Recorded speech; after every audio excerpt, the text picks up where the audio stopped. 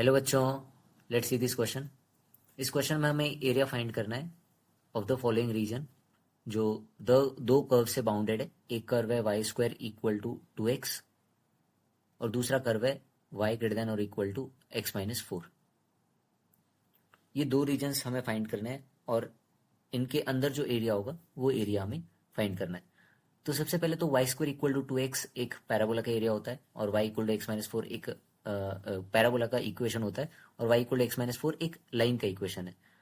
पहले हम लोग देख लेते हैं कि की कॉन्सेप्ट इस क्वेश्चन में क्या होने वाला है। की कॉन्सेप्ट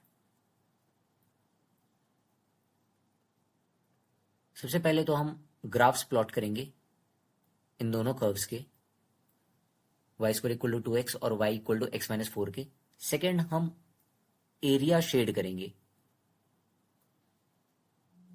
जो एरिया हमसे पूछा है y square less than equal to 2x और y greater than equal to x minus 4, ये दो एरियाज हमसे पूछे तो उन एरियाज को हम लोग शेड करेंगे।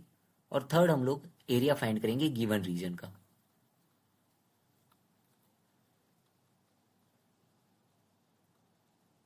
So let's proceed in this question. तो सबसे पहले हमें क्या करना है, हमें यहाँ पे ग्राफ प्लॉट करना है। तो ग्राफ प्लॉट करने के लिए मैं एक कार्टेशियन प्लेन बना देता हूँ, एक्स और वाई एक्सिस।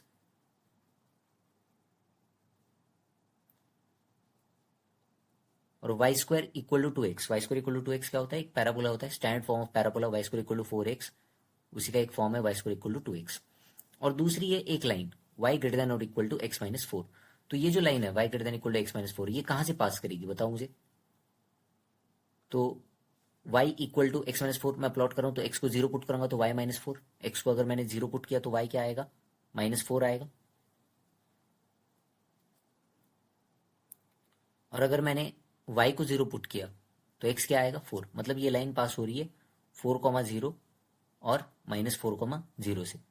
तो ये मैंने दो ग्राफ्स यहाँ पे प्लॉट कर दिए।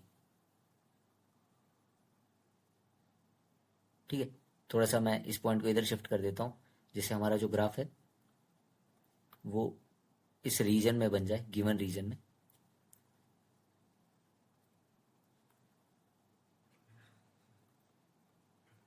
तो ये लाइन है y equal to x minus 4 और ये ग्राफ है y square equal to 2x का। अब देखो क्वेश्चन में हमें क्या बोला है, हमें ऐसा रीजन बोला है जिसमें वाई स्क्वायर लेस देन और इक्वल टू 2x हो। वाई स्क्वायर लेस देन और इक्वल टू 2x, इसका मतलब वो पॉइंट पैराबोला के अंदर लाई करता है ना। वाई स्क्वायर लेस देन और इक्वल टू 2x, इसका मतलब क्या है कि पॉइंट इज इन पैराबोला।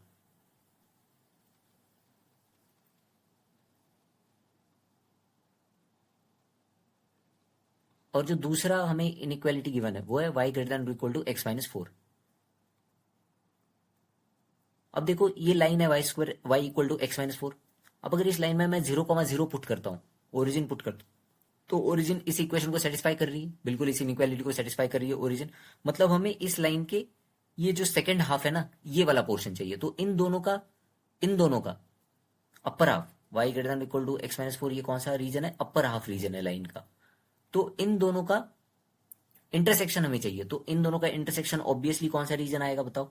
एक तो पॉइंट पैराबोला के अंदर भी होना चाहिए और पॉइंट जो है वो लाइन के अपर हाफ में होना चाहिए। तो इन दोनों का इंटरसेक्शन आएगा ये रीजन। हमें चाहिए इस रीजन का एरिया। ठीक है, तो सबसे पहले हम लोग फाइंड कर लेते हैं इंटरसेक्शन पॉइंट। इंटरसेक्शन पॉइंट्स क्या होंगे, तो इंटरसेक्शन पॉइंट्स फाइंड करने के लिए हमारे पास इक्वेशन है y square equal to 2x and y equal to x minus 4।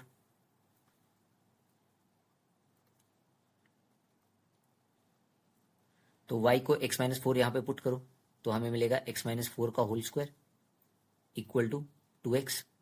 इसका मतलब है x square plus 16 minus 8x equal to 2x। तो x square minus 10x plus 16 equal to 0। X minus 8 into x minus 2 equal to 0। यहाँ से मुझे x के दो values मिलेंगे, एक तो वैल्यू होगा x इक्वल टू 2 और दूसरा वैल्यू होगा x इक्वल टू 8। और इनके करस्पॉन्डिंग y के वैल्यूज क्या होंगे, दो इंटरसेक्शन पॉइंट है ना, तो इनके करस्पॉन्डिंग y के वैल्यूज, तो y equal to x minus 4 है तो 2 माइनस 4 -2 और 8 माइनस 4 4। तो दो इंटरसेक्शन पॉइंट है 2 -2 एंड 8 4। तो ये जो ऊपर वाला इंटरसेक्शन पॉइंट है ये होगा 8 4 और ये जो नीचे वाला इंटरसेक्शन पॉइंट है ये होगा 2 -2। ठीक है, अब अगर हमें शेडेड रीजन चाहिए तो हम एरिया अंडर कर्व में जो इंटीग्रेशन का कॉन्सेप्ट आता है उस कॉन्सेप्ट को यूज करेंगे। देखो शेडेड रीजन फाइंड करने के लिए मैं परपेंडिकुलर ड्रॉ करूंगा वाई एक्सिस से इस पॉइंट पे। तो जो ये लाइन एरिया कवर कर रहा है वो कितना एरिया कवर कर रहा है, area covered by line. Shaded area क्या होगा, shaded area of line with x axis, y axis, area of line with y axis, जो लाइन एरिया बना रही है वाई एक्सिस के साथ।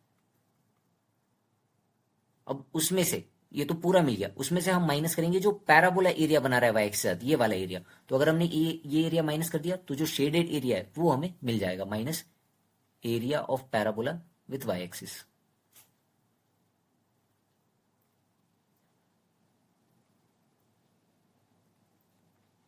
तो लाइन क्या एरिया बनाएगी, फॉर्मूला क्या होता है, इंटीग्रल एक्स डीवाई होता है, फॉर्मूला एक्स डीवाई।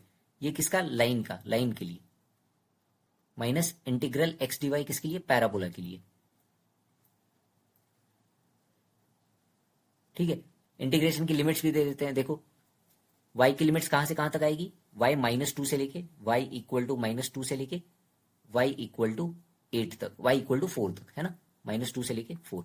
तो इंटीग्रेशन की लिमिट्स क्या आएगी, -2 से लेके 4 तक, और यहां पर भी -2 से लेके 4 तक।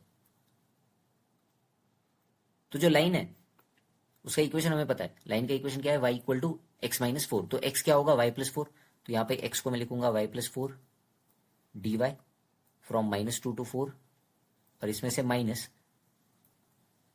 x क्या होगा, Y square equal to 2x है, तो x होगा y² 2 dy and y from -2 to 4। ये अगर इंटीग्रेशन सॉल्व किया तो हमें जो शेडेड एरिया है वो शेडेड एरिया मिल जाएगा। तो शेडेड एरिया कितना होगा,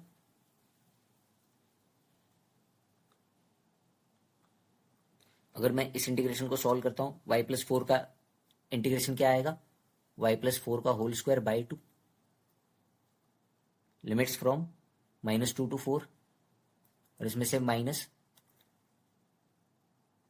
दूसरा जो है इंटीग्रेशन वो क्या है, y² 2। तो इसका इंटीग्रेशन क्या आएगा, y³ 3, और 1/2 कांस्टेंट है तो 1/2 बाहर आ गया, और इसका भी लिमिट -2 से 4।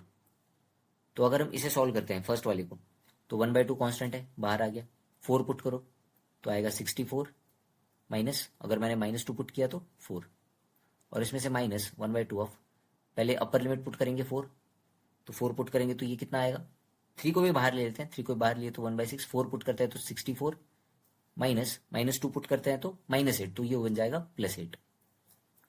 तो फाइनल आंसर क्या होगा बताओ, 60/2 सो 30, माइनस 70, ये कितना होगा 72/6 विच इज 12। तो एरिया, शेडेड रीजन का एरिया कितना आया, 18 square units.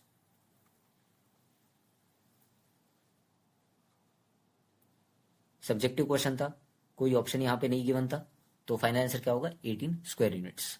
Hope you understood it well, all the best.